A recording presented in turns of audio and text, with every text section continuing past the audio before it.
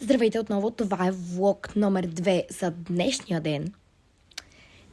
И ще ви разкажа за петък, т.е. вчера. Вчера беше един страшно як ден в училище.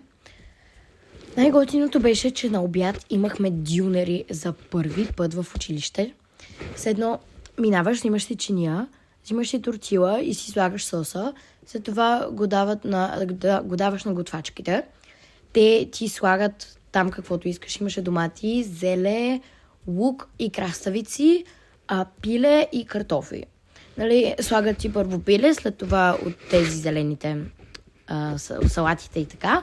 И после ти слагат и картофи. След това ти си го взимаш, ядеш го и можеш да си вземеш втори път. Аз изядох 2. Опитах се си взема трети, но не ми дадоха. За това беше за вчера. Абонирайте се за канала. Довиждане. Чао до следващия път.